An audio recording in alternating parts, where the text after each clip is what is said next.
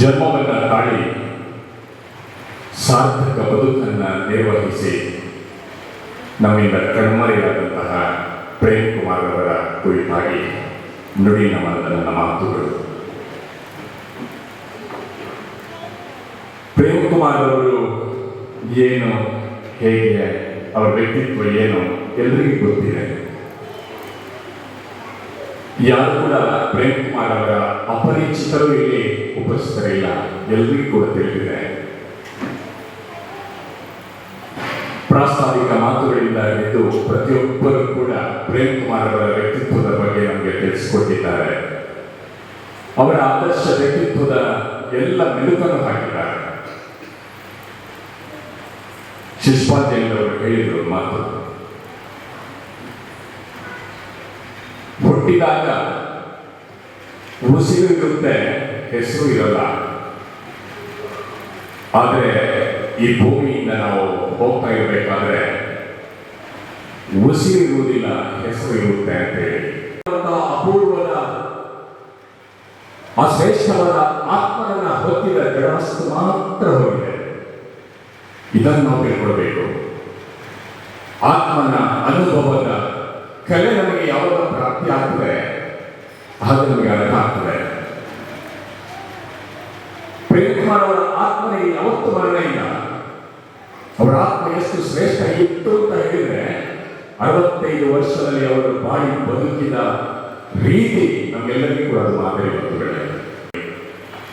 ಅವರು ಧರ್ಮಕಲಶೋತ್ಸವ ಸಮಿತಿಯ ಕಾರ್ಯಾಧ್ಯಕ್ಷರಾಗಿ ವಸಂತ ಭಟ್ರ ಬೆಂಬಲವಾಗಿ ನಿಂತವರು. ನಾನು ಸಭಾವೇದಿಕೆಯ ಸಂಚಾಲಕನಾಗಿ ಸೇವೆ ಮಾಡಿದೆ. ಅಲ್ಲಿ ಅಣ್ಣಗಣ್ಣನ ಸಾಮರ್ಥ್ಯ ಏನು ಅಂತ ನಮಗೆ ಅರ್ಥ ಆಯಿತು.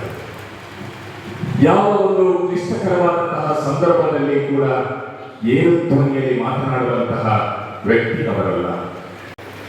ಅವರು ಧರಿಸುವಂತಹ ವಸ್ತ್ರ ಎಷ್ಟು ಹೊಳಪಿತ್ತು, ಅವರ ಮನಸ್ಸು ಕೂಡ ಅಷ್ಟೇ ಹೊಳಪಿತ್ತು.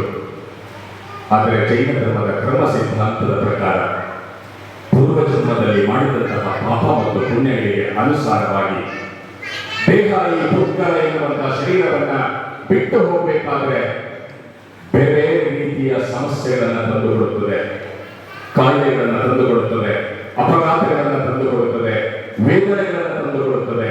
ಹೇಗಾದರೂ ಮಾಡಿ ಈ ಶರೀರವನ್ನ ಬಿಟ್ಟು ಆತ್ಮ ಬೇರೆ ಕಡೆಗೆ ನಿರ್ಗಮಿಸುತ್ತದೆ. ಇಂತಹ ಸಂದರ್ಭ ಬಂದಿದೆ. ಅವರ ಮಾತಿಗೆ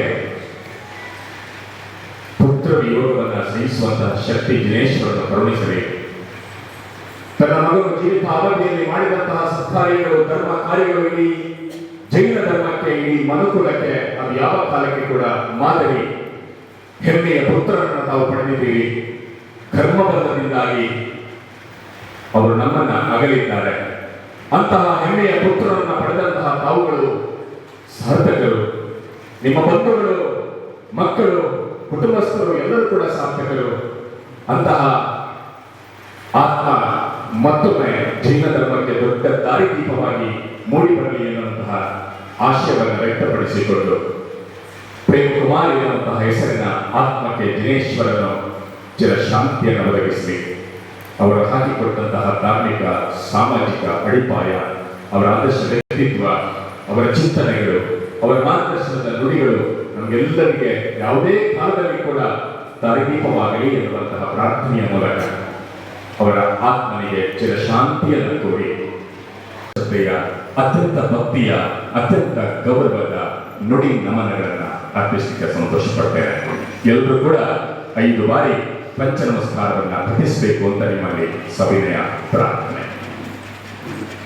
ನಮೋ ಅರಿಹಂತಾಣಂ, ನಮೋ ಸಿದ್ಧಾಣಂ, ನಮೋ ಆಯಿರ್ಯಾಣಂ, ನಮೋ ಉವಚ್ಛಾಯಾಣಂ, ನಮೋ ಲೋಯೇ ಸೌವಸಾಹೋಣಂ.